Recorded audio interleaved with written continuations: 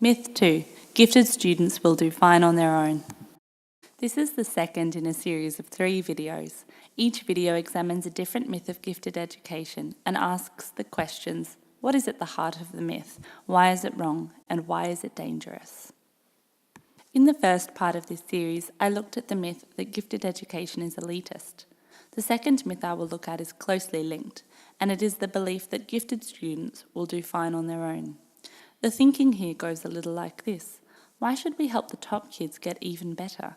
We need to catch the other kids up. This should be our priority.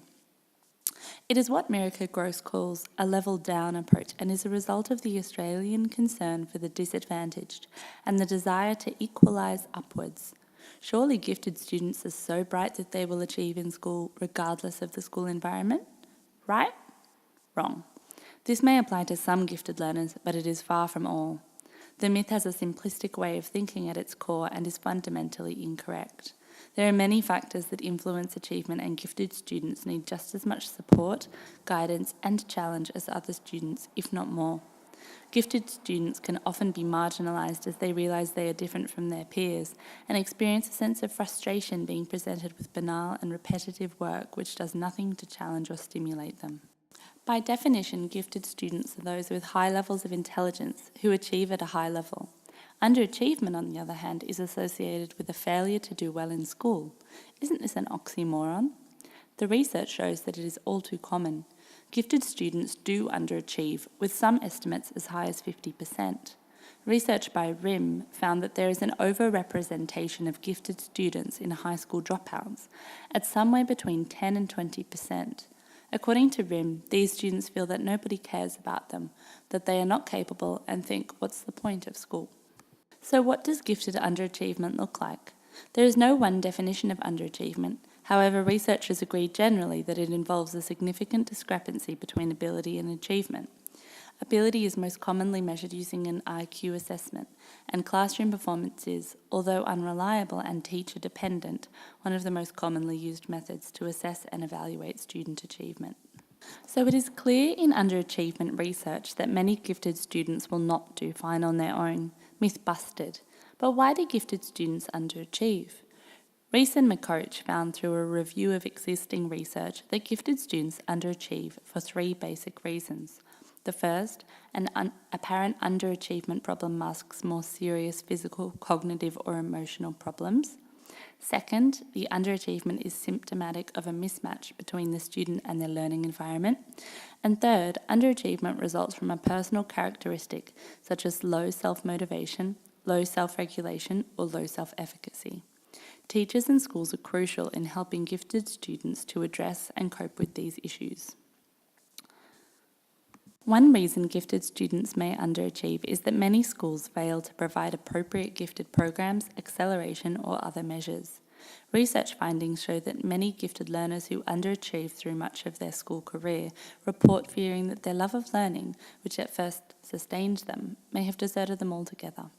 School factors that Whitmore has found contribute to underachievement include perceived lack of genuine respect from teachers, inflexibility and rigidity in the classroom, an emphasis on external evaluation, constant adult-teacher control of the class, and an unrewarding curriculum with textbook learning.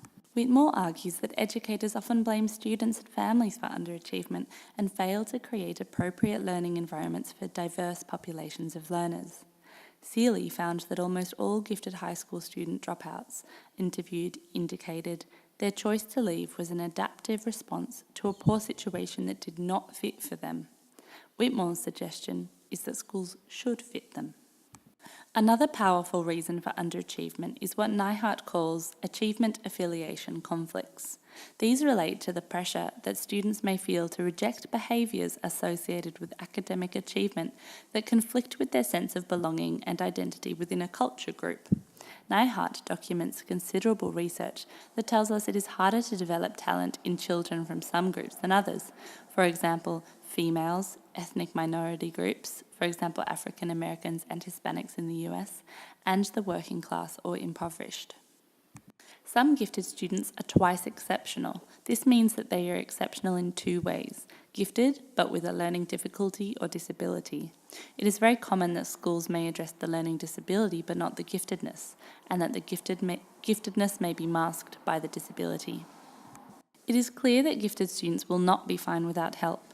To come back to sporting metaphors, would you send a star athlete to train for the Olympics without a coach? Gifted students need guidance from well-trained teachers who challenge and support them in order to fully develop their abilities. Many gifted students may be so far ahead of their same-age peers that they know more than half of the grade-level curriculum before the school year begins.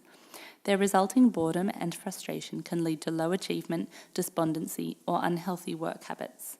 The role of the teacher is crucial for spotting and nurturing talents in schools. Although teachers try to challenge all students, they are frequently unfamiliar with the needs of gifted children and do not know how to best serve them in the classroom.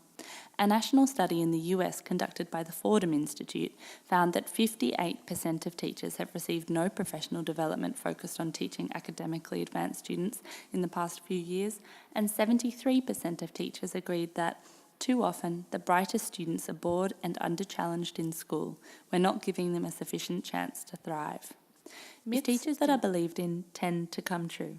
If educators believe that gifted students will do fine on their own, teachers may fail to realise their crucial role in identification, providing support to students and families, and giving guidance and challenge to gifted students. Schools may not provide adequate measures to accommodate gifted students' learning needs, such as gifted programs, appropriate differentiation, acceleration, and other measures. If teachers do not identify and support gifted students and ensure that their learning needs are met, students may experience a range of social and emotional issues. It can be damaging to self-esteem and self-concept, emotionally traumatic, and can cause social ostracism. This is what I will take a look at with my third myth, that gifted students have emotional and social issues.